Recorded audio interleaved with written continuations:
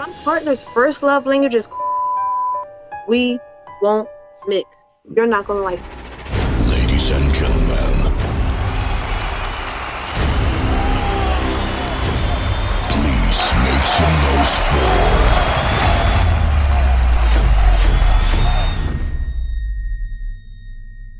what are the 5 of love languages, and just how do they play a part? So I'll just say, like I always knew, even when I was a young boy, that I didn't know like it was a love language, but I knew that this was my love language. Let me guess yours. What's that? Let me guess yours, T. Go ahead. Physical touch. I'm a Capricorn, right? I'm a Capricorn. I came here to get managed. You're a man. I You're a mean, man. I mean, it makes me feel love, Nina. Don't do that. I need to feel it. Shut the hell up. I need to feel it. I need to feel it. I'm sorry. I need to feel it. Y'all are so funny. I'm just saying. All right, so I'll say that I always knew that that was a thing for me, and I actually learned what what they say the essential 5 love languages are. I'm gonna say probably like 20s, probably like 20s, mid 20s, something like that. I probably learned what they say are the essential 5 love languages. So, what is y'all story on how you came about the love languages? Go ahead, B. Well, as y'all know, I'm in my healing phase. So I'm still learning my love languages. Okay. I don't quite know them yet. Because some days I love physical touch, and then other days I don't even like to be fucking touched. So it'd be like, yeah, leave me alone. Right, Nina? But I know I like acts of kindness. I know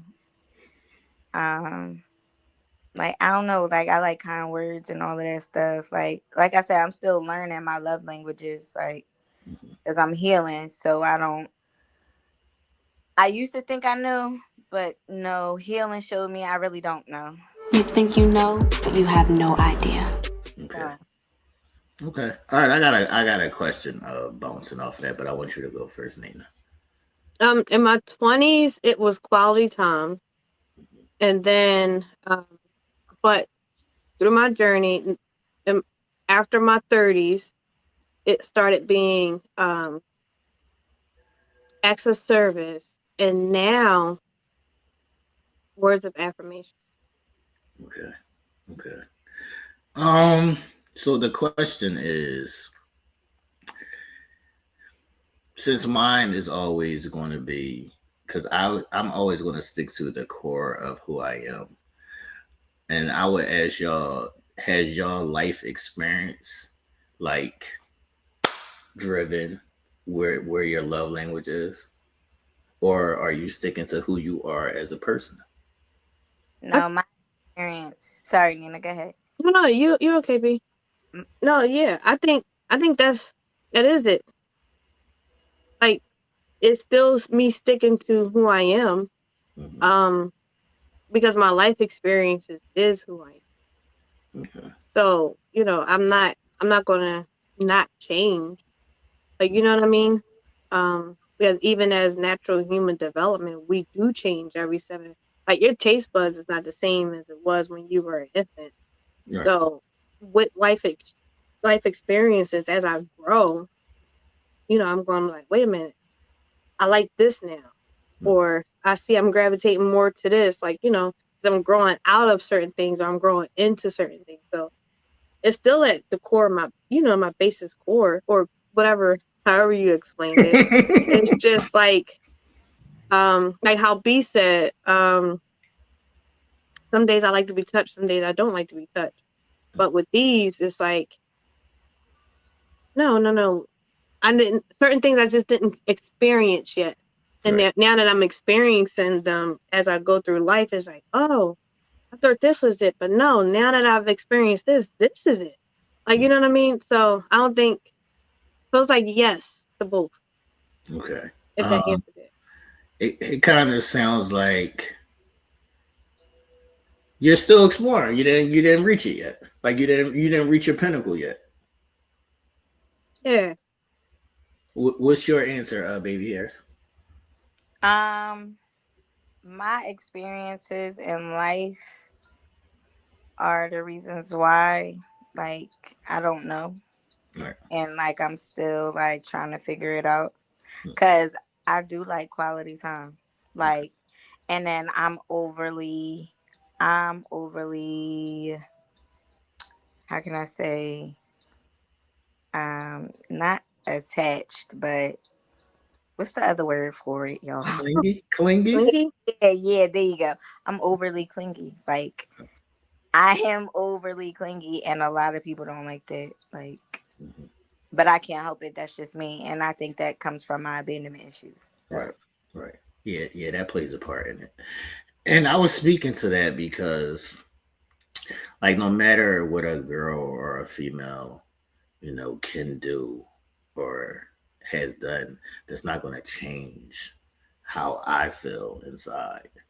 So I don't want people to go through life and because niggas ain't shit or whatever it may be, I don't want that to change people who they are, as a core. Like y'all are girls who are lover girls.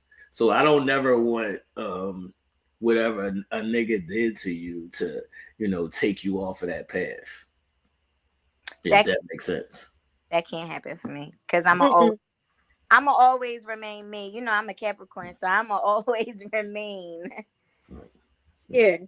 Yeah, I'm mean. Like, you know what I mean? Like, somebody can piss me off, but once I realize, I'm like, oh, you're trying to take me out of character. Right. Never, I'm gonna ice you out. Okay. Like, Okay. no, you're not gonna take me off my path. Okay. All right. So for those who don't know, the five love languages are physical touch. I'm going off the top of my head right now, so I want to make sure. Quality time, words of affirmation, I can't. Go ahead. receiving gifts. Finish it out, Nina. You know, I love Guru. All right. Did we get them all? So physical touch, quality time, acts of service, receiving gifts, Right. and words of affirmation. Okay. So y'all are still exploring your order. I would say that just because those five are the examples of love languages, there's a lot more that goes into it, and there's a lot of more understanding when it comes to figuring out what's your personal of love language. That's just like I use that just like as a starting point. So I think that's just a good starting point to leapfrog off and kind of learn yourself and what that means. The thing that a lot of people do is whatever your love language is, you kind of portray that onto people instead of learning and understanding them and learning what their love language is to make them feel loved. So your love language could be words of affirmation, and then you're giving your person words of affirmation, but that's not their love language. Right. So So go ahead, you can go.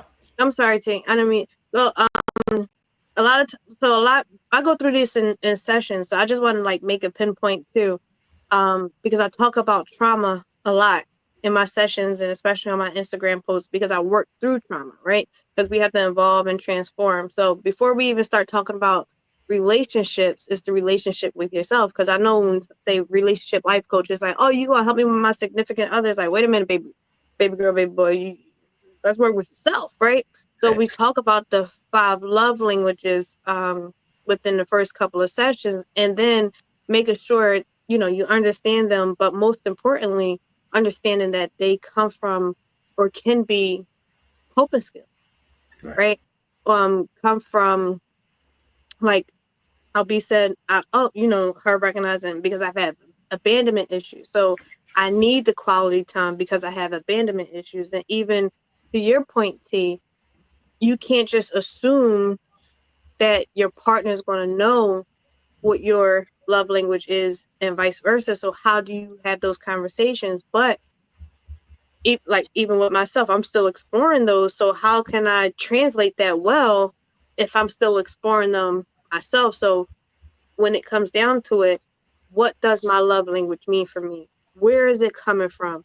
Is it just a survival mechanism? Is it just a coping mechanism? Like, you know what I mean? Like, or am I actually secured and attached to my love language to the point where I can translate it well across to say, hey, I like it when you give me words of affirmation because it makes me it lets me know that you're safe in my environment and this is why, because this is where I'm coming from. Because a lot of people don't know how to have those conversations because one, they don't feel safe in their own body. They don't feel safe in their own environment. And if they don't have these safeties and securities within themselves, and they like, oh, read my mind, like just use telekinesis, they gonna look at you like you got numbers written across your forehead, like, why the hell this man or woman not treat me the way that I want to be treated? Don't they know you supposed to, like, he's a man, don't he know he's supposed to grab my ass when I turn this way? No, he don't know. Yeah, you Like, you don't. know what I mean? I don't know.